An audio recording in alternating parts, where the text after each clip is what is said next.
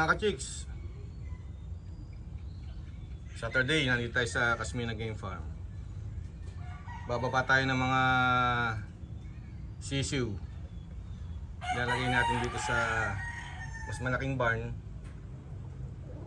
Pero may ilaw pa rin sila. Ang age ng mga sisiw natin is around 2 weeks, 3 weeks old. So, galing sa maliit na brooder, lilipat natin sila dito sa barn na to, no? Para i-prepare para sa, siguro after 2 days papakawalan na natin sila dito sa range. Ayan, range natin. Papakawalan na natin dito para masanay na sila sa labas, no? Pero may ilaw pa rin. Unti-unti natin sasanayin. Galing sa mas maliit na brooder, then lilipat natin dito sa mas malaking parang barn, no? Meron siyang giniigan para medyo yung tae nila saka na pupunta sa giniigan, no? At medyo kakalahid sila. Ayan, nililipat na ni Tongtong yung ano. Ay, medyo malalaki na rin to. Ayan. So, mas maganda yung galawan nila. Mas malaki ang galawan nila ngayon. Ayan. Then, sasanayin muna natin dito sa loob. No, 1, 2 days, 3 days, sasanayin natin. Pag sanay na sila, bubuksan natin yung pinto, no? Hayaan natin sila lumabas para sa hapon naman, babalik naman sila dito sa kulungan. Madaling papasukin. Kailangan kasi ito naka-secure pa to sa gabi, ano? May konting ilaw. Kasi pag hindi natin pinapasok dito, nasa labas, minsan malamig, nagkakaroon sila ng nagkakasakit sila, no? So dito muna sila hanggang sa masanay, unti-unti.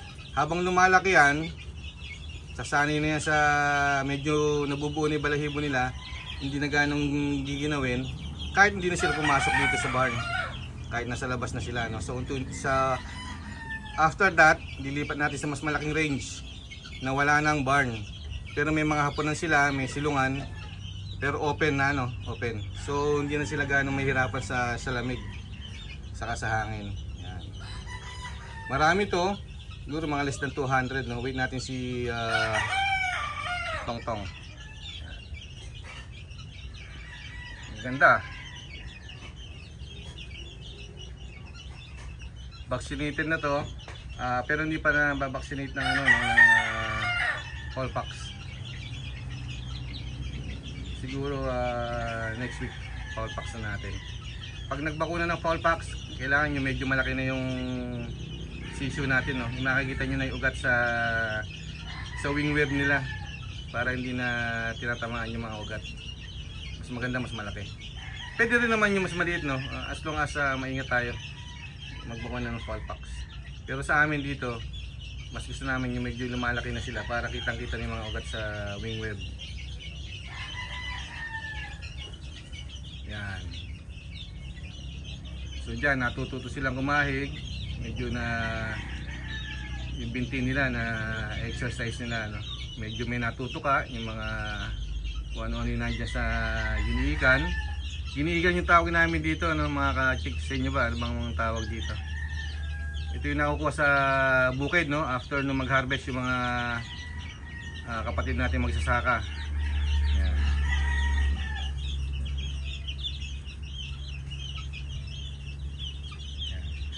Oops, ito pa, susunod. Mahirap, no? Mahirap mag-alaga ng mga sisiw, mga ka-chicks. So, konting tiyaga. Buti na lang, masipag tong kasama natin dito sa farm, si Tongtong. Tong, shoutout! Yung mga tropa natin sa Tinhero. Yan, yung mga tropang sunog baga, yung mga gin boys. Gin Baltog. Yun. Yan, marami pa nun, no? Isang batch pa, no? Isama mo na. Meron pa po kukunin doon. Yun. Baka po mabigla to. Yan, gaganda ng mga sisiw ni Tongtong, oh.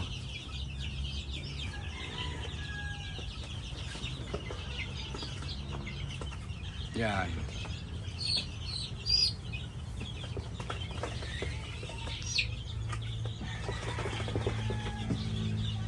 Dami.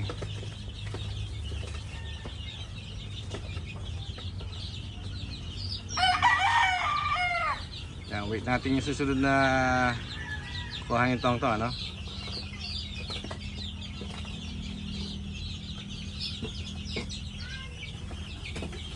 Yan, shout out, no, sa mga pa-chicks natin dyan sa overseas, mga OFW,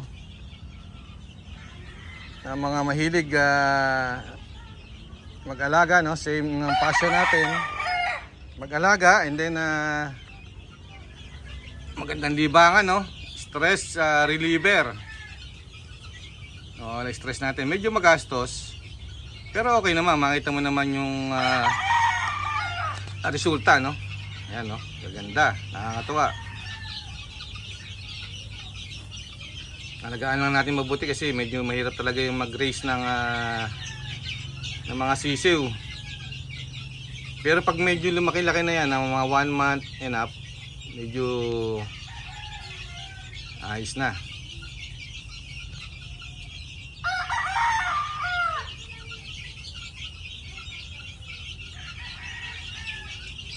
Shoutout din sa mga ka-chicks natin dito sa Pilipinas, yung patuloy na nanonood na ating wala kang kakwento-kwentang video. Sana nalilibang kayo, no? Paki-like. And yung video natin, no? Napaka-importante. Isang like lang naman. Paki-share na rin. And sa mga hindi pa subscriber, subscribe na kayo. Huwag na kayong papahuli, no?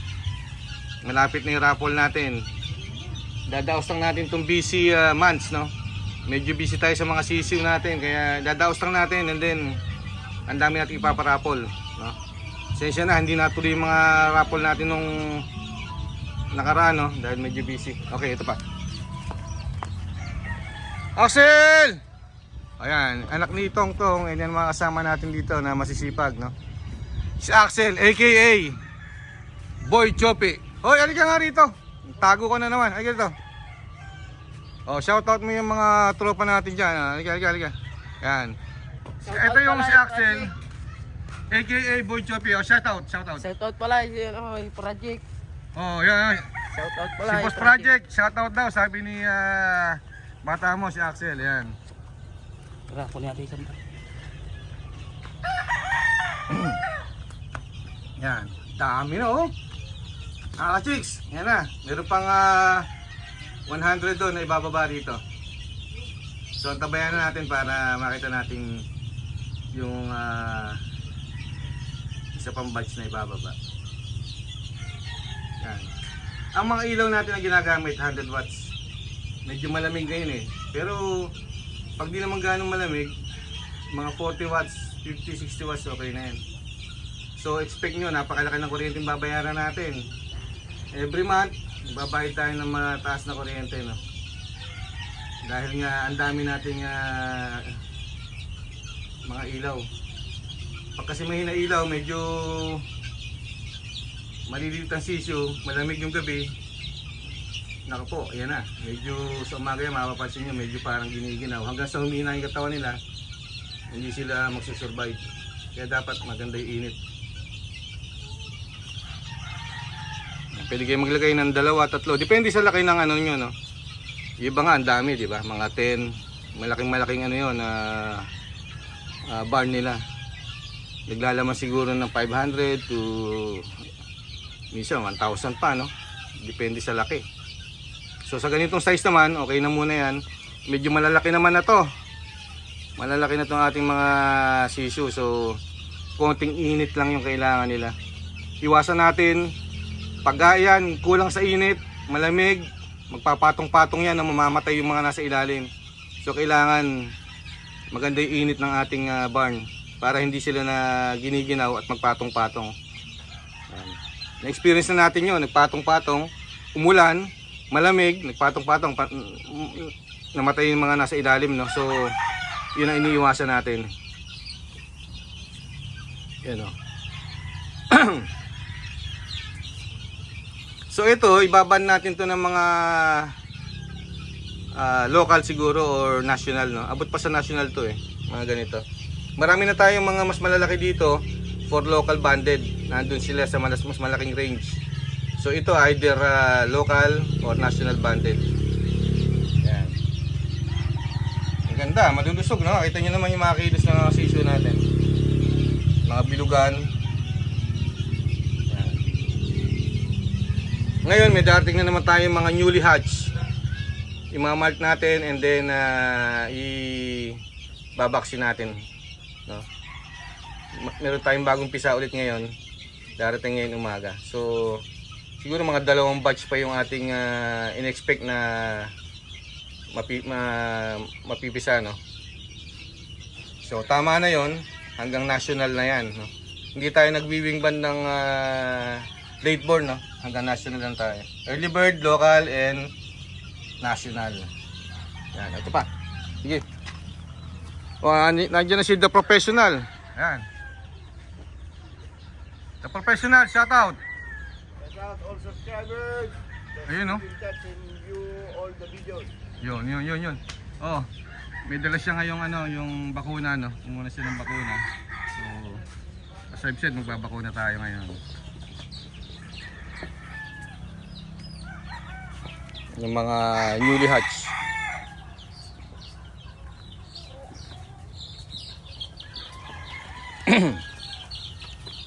Marami pa ron? Wala na. Lahat na yan? Ako yung Okay. So ito na yung lahat ng sisyo na binaba natin.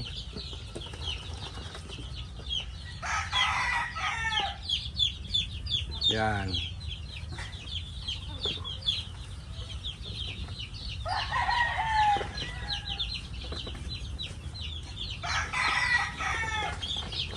Lalagyan natin ng inumin, saka papakainin natin dyan na maya maya. So yung inumin natin, minsan naglalagay tayo ng vitamins, no? Para tulong sa pagpapalakas ng katawan nila, yan, immune system. Pag mahina manok, mababa ang immune system nila. So kailangan palakasin yung manok para tumaas yung immune system. Pwede magbigay ng vitamins, no? Wala tayong magagawa kundi tulungan natin sila, no? Vitamins, okay na yan sa tubig. Yan. So lahat na to. Aba. Okay, ito na yung lahat ng ating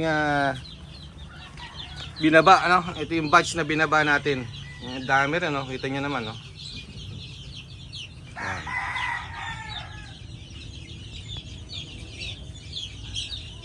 Yan. So update natin kayo mga ka-chicks, no? Pag nilagay na natin sa mas malaking range. Okay? Okay. Yan, gaganda, oh. Nakakatuwa lang, ano, na from eggs hanggang mapisa hanggang sa lumaki, nare-raise na, nakikita natin sila, no? So ganyan lang yung passion natin. Okay, so sa mga katulad natin na may passion na pag-aalaga, pagre-raise ng mga sisyo natin hanggang sa maging stag sila, hanggang sa makingkak, hanggang sa mapunta sa eskwelahan, ano? Ayan, ayun ang masaya dyan, no? Makikita mo na sa eskwelahan, maganda pa rin yung performance ng ating mga estudyante, yung mga sisyo natin. Okay? Okay, magbabakuna na muna kami mga ka-chicks, no? Hinihintay lang namin yung darating ng mga sisyo, then see you at my next video. Mabuhay po tayong lahat. Siyempre, thumbs up.